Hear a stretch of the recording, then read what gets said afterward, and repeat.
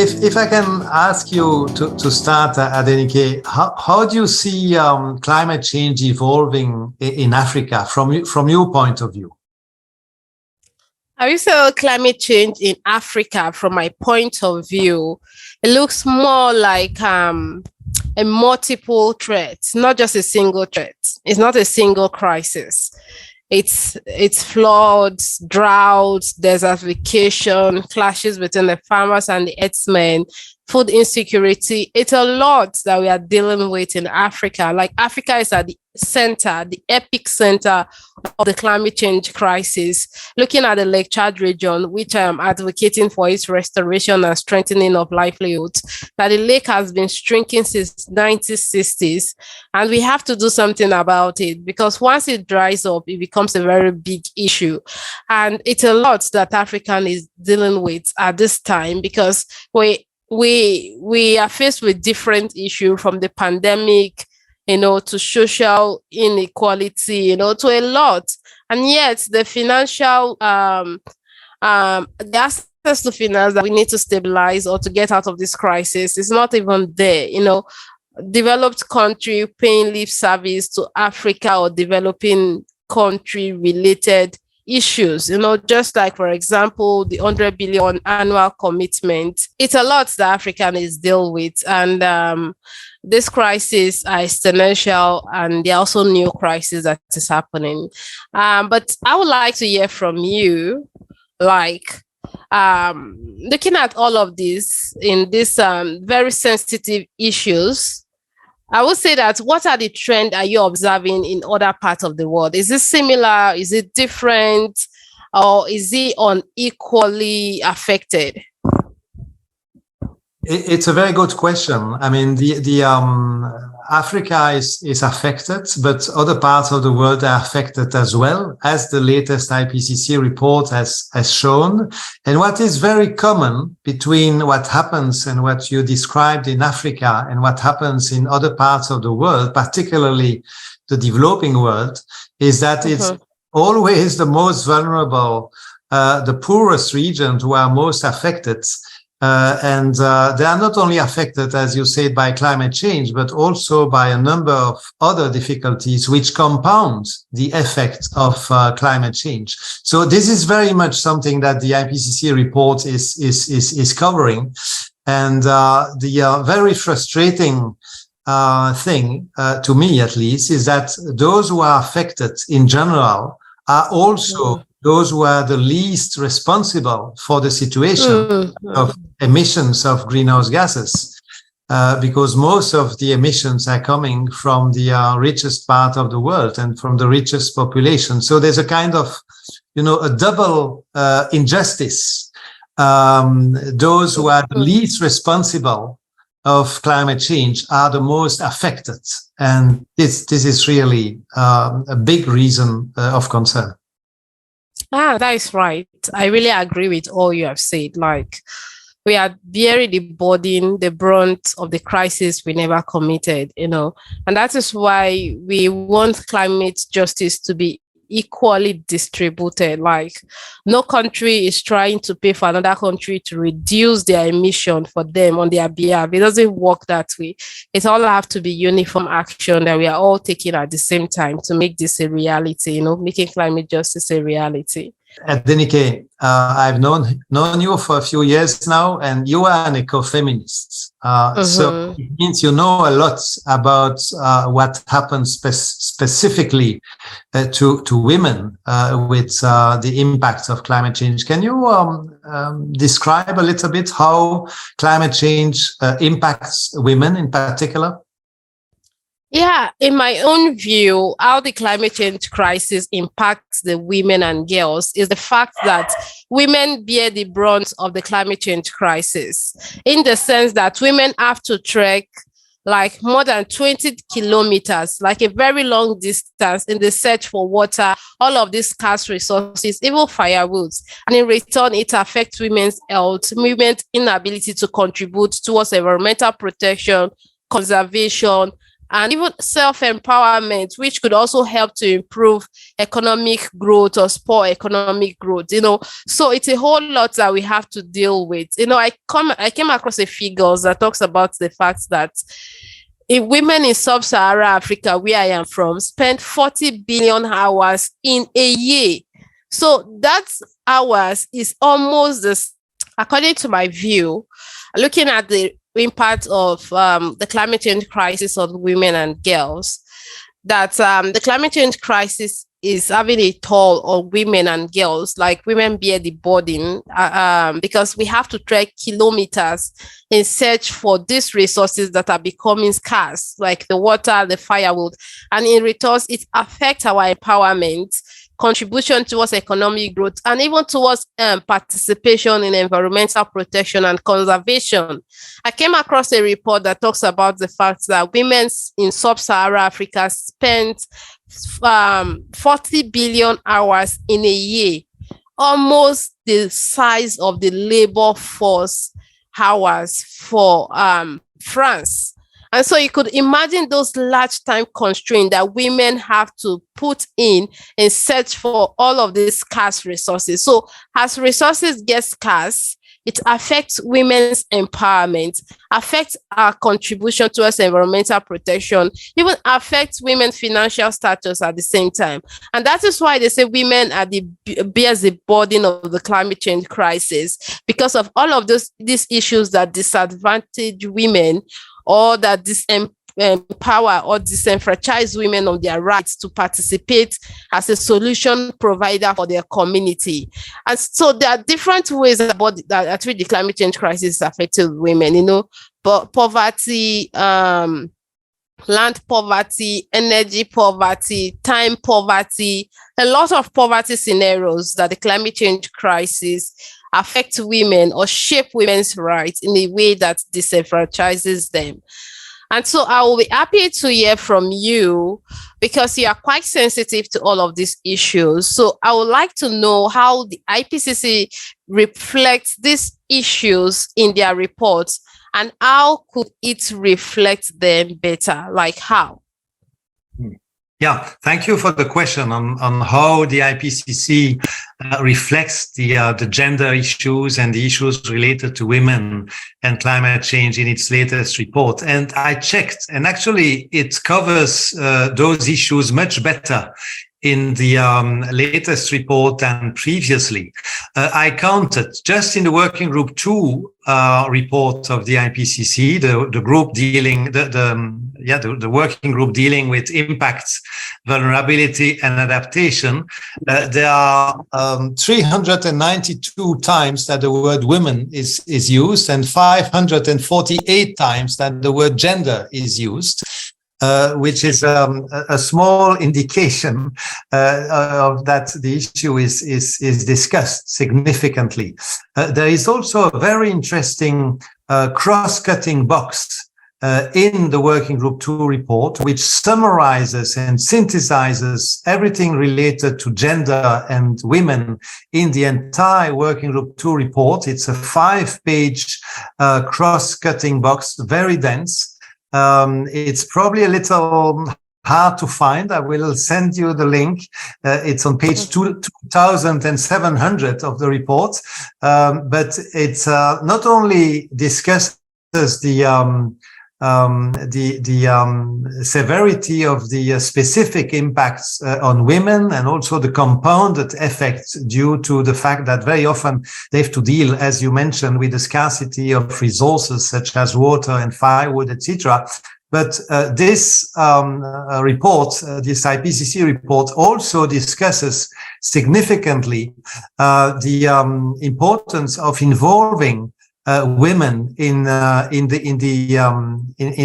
management of the common natural resources, and in adaptation and in leadership role, and points to the fact that if more women were involved, things would go better actually in those areas. And I know this is an issue you are very sensitive to as well. And if I am elected chair of the IPCC, I will make sure that more authors from the South, more women and more young scientists participate in the writing of the report and the reviewing of the report also, so that really the report, the next report reflects even better this very important issue of impacts on women and also on women empowerment in the handling and the management of this issue.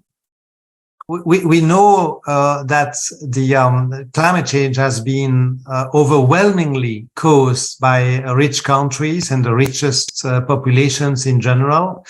And so there's a question of responsibility, which is actually mentioned in the Climate Convention, this principle, this key principle at the heart of the convention, common but differentiated responsibilities. And what it implies is that rich countries have to help developing countries and poorest countries. And so my question is, how do you think rich countries could help better developing countries? Is it only a question of money, or is it a question of money, of course, but also other domains where the rich countries might help poorest countries and developing countries in general? What do you think? I think, to me, in my own view, how the developed country or rich country could help the developing country, it could be more of them trying to mitigate their emissions. Finance becomes secondary, because if developed country can mitigate their own emission, if they could stem down their emission, because developed country emissions is bigger than that of the developing countries. It's Nigeria only contributes only minimal amount of emissions compared to the US, UK, Germany, Switzerland, and other developed countries. So if they could stem down, reduce, cut down their emissions, it could help developing country like mine not to feel the burden or the impact of the climate change crisis the most. But if they don't cut down their emission, the more the loss and damage, and the more the finance we need to deal with the crisis that the developed country have caused. Because the climate change crisis is a developed country issue that is affecting developing country. And that is why we don't want in the sense that, carbon credit that seeks to affect or seeks to, make developed country to keep emission ongoing, because they have the money to buy more of the carbon credits and then begin to keep emitting those, So it doesn't really matter the amount of population we have. What really matters is the fact that the ability for us to use our population to transform our society to what we want. Because if we have the smallest population and we are not sustainable, we'll still be in the same planetary issue that we have currently. And so developed country, my demand for them is to mitigate, stem, or cut down their emissions meaningfully and swiftly to the impact of the climate change crisis. And then secondly, to also support with the necessary finance, because in 2009 at COP, there was a financial commitment of $100 billion annual commitment, which was not fulfilled up to today. It just became a statement, but it wasn't made a reality. And now we have passed this threshold at which the $100 billion could even get. We will need to spend more than the $100 billion now to achieve climate justice. But if we have done that before now, we have kept to all our financial commitments, the climate change crisis will not be an issue that we are faced with right now, but it's a crisis that we have to deal with. And every country needs each other in getting out of this crisis. do you see a role for IPCC to promote a stronger North-South cooperation and help us better, like the North, meaning the developed country and the developing country? How do you see that? How can IPCC promote such? Yeah.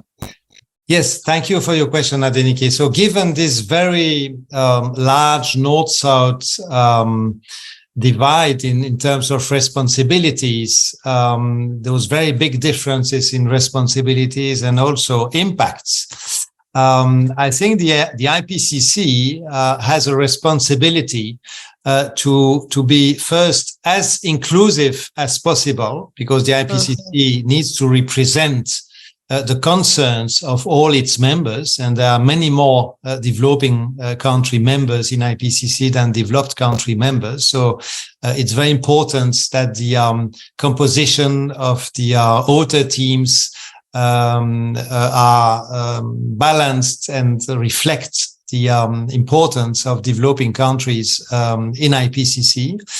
So inclusivity is very important. The second aspect is that IPCC needs to be aware from the start of their report of the concerns existing in all countries, and particularly in developing countries. So it means that when the scoping, what is called the scoping of the report is done, writing the table of contents of the next report and so on, it's very important that the voice of those who are the most concerned, who are the most impacted, are really heard in the IPCC process. And then the third element is that the IPCC, when it has reports to rely upon, needs to be the global voice of that science and that knowledge about the range of impacts of climate change in the world, particularly in the most vulnerable countries, but also the global voice of the science of the solutions to the climate change problem, because there are many elements of solutions. We know basically what needs to be done to decarbonize the world economy. We know what needs to be done in terms of funding developing countries' efforts, both in terms of adaptation and mitigation, etc., etc. But what has not happened enough up to now is the usage of that knowledge, the usage of that science that is synthesized and assessed by IPCC at the international level. So if I was elected chair of the IPCC, I really want the IPCC to be as inclusive as possible, the best connection between science and policymakers, and also the most vocal global voice of the science the IPCC would have assessed. And I think this is probably the best way the IPCC can help the overall world community, and of course, specifically, the best way it can help developing countries. Adenike, I'd be interested, since you have been for several years an activist, a climate activist, if I may say so, and an eco-feminist activist as well, because you combine both. Could you tell us how you succeed to raise awareness about climate change and the importance of the role of women in that perspective in Africa in particular? I mean, what are your successes? What are your secrets, if I may ask? According to my own view, how I was able to raise a successful movement about the climate change crisis in Africa is due to the fact that I believe that if you don't know that a problem exists, you just can't solve it. And so the first thing is to identify that there is a problem through the creation of awareness, like creating awareness in the society, because I get to understand that people around me, my community, even my country at large, not everyone knows what climate change means. We have the formal education, but we still do not know that these are all climate-related issues. For example, when there is flood, people doesn't even know that these are climate-induced crises. When there is drought and it affects agricultural produce, people doesn't still know that this is due to the rising temperature that is affecting the productivity of agriculture. You know, when there is clashes between farmers and herdsmen, people take it as an ethnic or religion crisis, not even an environmental issue, you know, because these clashes between the farmers and the herdsmen, it's happening due to the fact that there is resource control issue due to the scarcity of water, land, and the rest. And so it's to raise about the issue, awareness about climate change across Nigeria, which also buys the youth in our side to also join the movement. And at the same time, writing articles, because I love to write a lot. So I write articles, I make videos about it, you know, I go to a forum, I talk about it. I also amplify different action that I'm taking. And so those are the ways at which I was able to do that. So are you willing to listen to the voices of civil society? Yes, absolutely. I think it's very important, and for a number of reasons. First, very often, civil society knows best where the impacts are, because that's where the impacts are taking place. And second, they often raise important issues which have not been taken into account sufficiently up to then in the reflection about how to solve the different crises we are facing. But there's actually a third reason, and it may not be the last, and that is that very often in civil society, there is a lot of scientific knowledge which is quite useful, and which is sometimes in a form that is a little less formal than, you know, scientific magazine, etc. For example, indigenous knowledge. I mean, the indigenous population very often have a lot of knowledge about how to cope with climate variability, for example, and to be aware of that knowledge from indigenous people is quite important as well. So yes, I would, for all those reasons, certainly be quite listening to the what civil society says, because it will help the IPCC to do the best possible job. I wanted to ask you, as a young person, if I may ask, what are your dreams? Even with the climate disaster we are facing, what are you dreaming about? Okay, for me, my dream is to say the fact that there's climate justice everywhere and anywhere. And at the same time, for us to be able to carry out our activities without harming our environment or the planet at any point in time. I think, just to keep it simple that way, that my dream is to, you know, to make climate justice everywhere. And, you know, for us to have clean water, clean environment, and for us to have a safe future whereby the generation to come doesn't bear the burden of the crisis that they don't know. As the IPCC chair, what would you dream to achieve? Well, I have a big dream, which is, you know, the cover dream, if I may call it that way. And that would be to contribute in the best possible manner to a better world for all, using the best possible science, the most inclusive science as well, in the best manner, so that the IPCC reports can really represent the global voice of climate. You know, in the climate negotiations, climate doesn't speak, is not allowed to speak. Nobody is speaking on behalf of climate. But the IPCC needs to be, on the basis of science, the global voice of climate in the climate negotiations.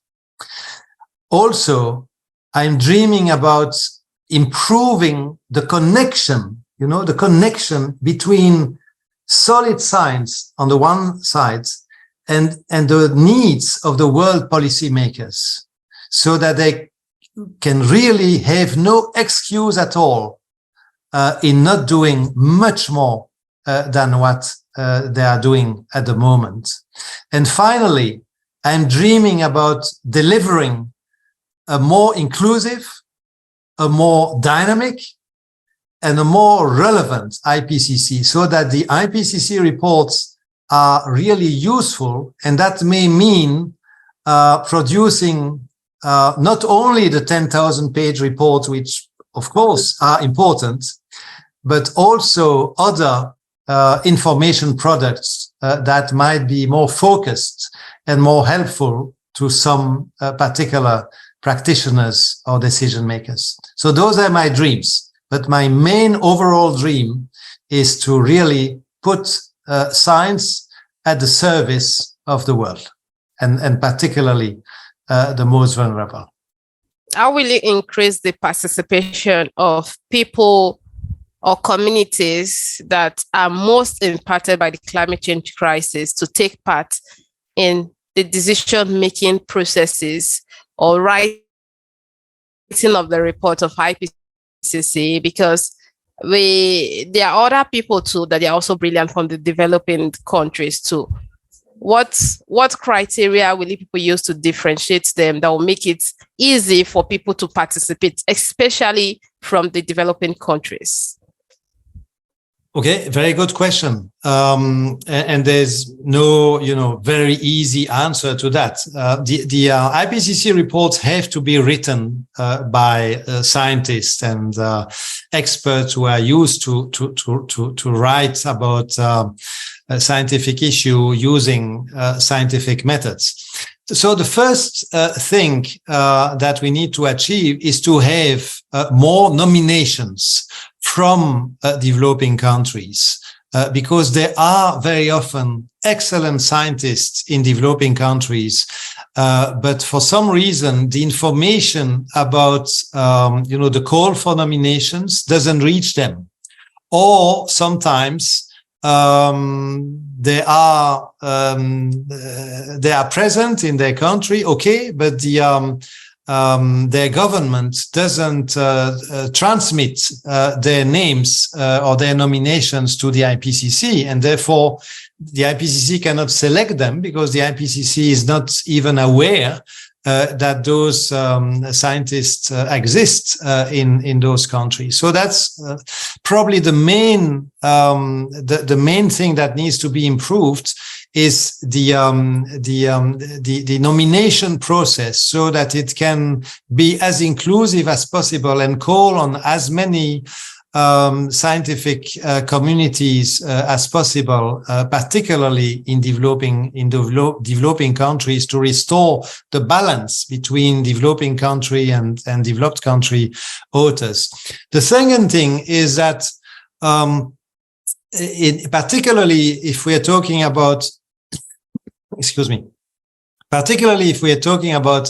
solutions to the climate change crisis, whether in the area of adaptation or in the area of mitigation, we need to select enough scientists who have their feet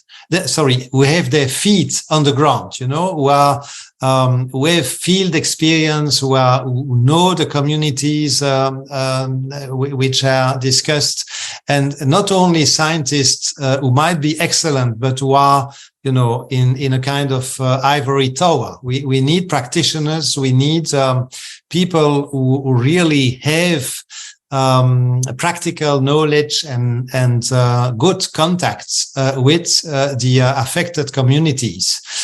So that's a second important avenue.